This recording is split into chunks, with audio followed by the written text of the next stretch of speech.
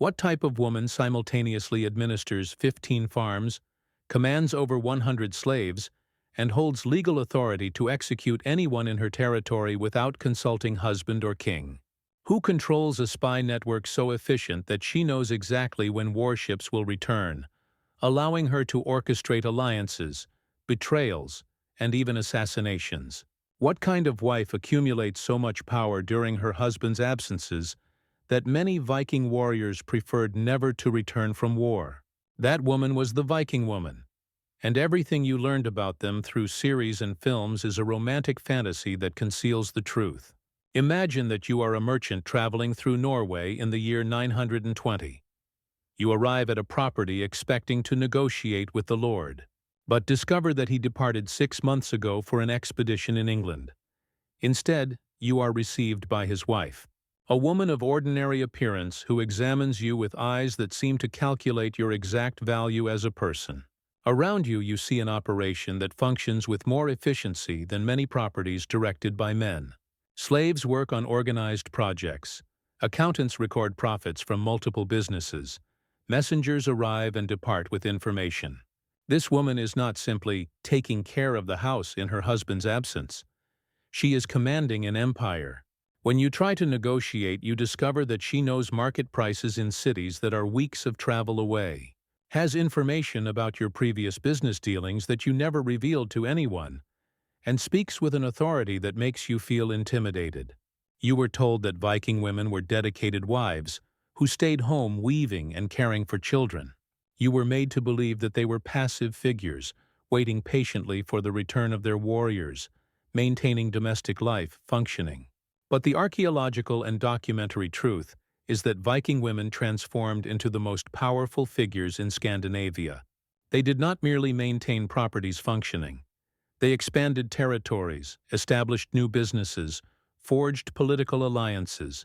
The Viking legal system, preserved in the Icelandic sagas, granted to women married to absent warriors something called husfreyja fullveldi, absolute domestic authority. This did not mean simply administering the house. It meant total control over vast territories. A single Viking woman could have legal authority over thousands of people, including other minor nobles, merchants, artisans, and slaves. She could decide on life and death, establish local laws, conduct trials, approve marriages, dissolve alliances. You think I am romanticizing? Archaeological excavations in Burka revealed female tombs with tools of real power. Not only jewelry and personal objects, but also keys, commercial scales, authority seals, and even combat weapons. DNA analysis of mortal remains shows that many of these powerful women were not natives of the regions where they were buried. They had migrated, conquered, or been installed in territories distant from their birthplaces. The records of Ahmad ibn Fadlan, the Arab diplomat who visited Viking territories in 921, describe encounters with merchant queens who controlled commercial operations from Greenland to Constantinople. These women were not exceptions. They were the standard during periods of masculine absence, and the absences were not short. Viking expeditions could last years. Some expeditions never returned. This meant that for consecutive decades, vast portions of Scandinavia were effectively governed by women. But the most disturbing aspect is that these women were not simply passively administering patrimonies. They were actively expanding power, establishing new types of authority, creating systems of control that functioned independently. Audur, the deep-minded, did not receive that name for being a philosophical thinker. She developed the most sophisticated information control system of the Viking era, a spy network that functioned exclusively through women. Born around 830 in Norway, Audur lost her husband Olaf the White during an expedition in Ireland. Instead of becoming a dependent widow, she assumed control not only of her husband's goods, but of the entire commercial and political network. Audur discovered that Viking women had secretly developed their own system of communication. It operated parallel to the masculine world, but was much more efficient. The sagas call this the sisterhood of the hearth. It was not simply mutual support among neighbors. It was an intelligence network that connected women from Greenland to the British Isles. This network functioned through three pillars. First, textile commerce. Viking women controlled international fabric production. Each piece carried coded patterns that transmitted specific information about political conditions and commercial opportunities. Second, strategic marriages. Viking women actively organized international matrimonial alliances, creating networks of family loyalty that transcended borders and lasted generations. Third, religious control. Viking women dominated spiritual practices known as cider, officially served for communication with gods, but in practice functioned as a method of social and psychological control. The Laxdæla sagas document with impressive details how Audr operated. She systematically expanded properties, establishing new farms, controlling commercial routes, and even financing her own expeditions. Audr controlled more than 40 ships and crews that operated independently of any masculine authority. When Audr decided to migrate to Iceland around 870, she was executing a carefully calculated expansionist plan.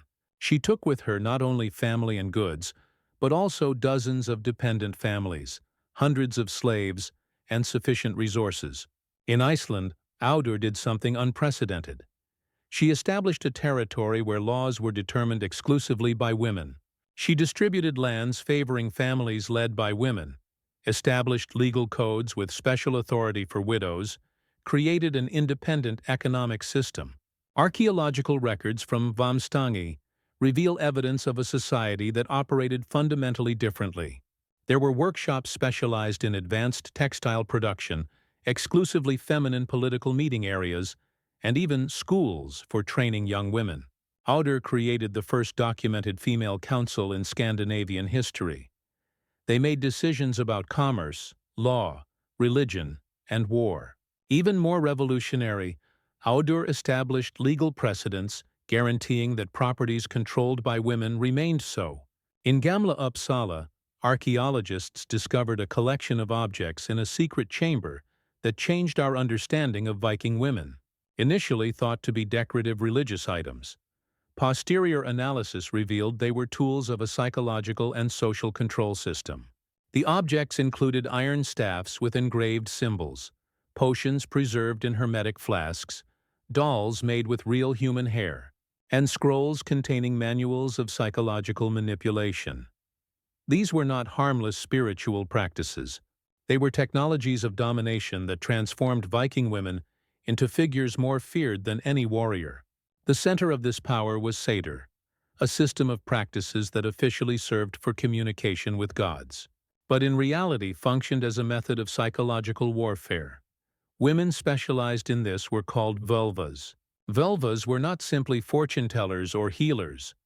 They were operators of mind control who used drugs, psychological manipulation, and elaborate theater.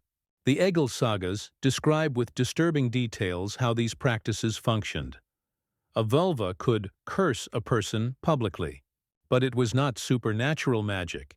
It was sophisticated social engineering. The curse began with specific rumors. Then she organized signs that confirmed divine disgrace, apparently random accidents, sudden illnesses, economic losses. In reality, these events were carefully orchestrated through the network of women who controlled practical aspects of community life. If a vulva decided that a merchant had become problematic, she could ruin his reputation by making suppliers refuse business and clients question quality. Everything appeared to be divine bad luck, but it was coordinated sabotage. Even more terrifying was what they did to direct challengers. They developed techniques of social isolation so effective that they could literally drive victims to madness or suicide without touching them physically. The process began with social death. The victim gradually discovered that no one spoke to her anymore. Merchants refused to serve her. Even family members began to avoid her. It was as if she had become invisible. Simultaneously, the vulva orchestrated signs of condemnation. The victim found strange objects in her house, animal bones arranged in specific patterns, herbs that caused nightmares when burned, symbols painted with substances that emitted disturbing odors. Excavations in Burka revealed archaeological evidence of these methods. substances that produced hallucinations, metallic objects that created disturbing sounds, even mirror systems that created disturbing visual effects in specific houses.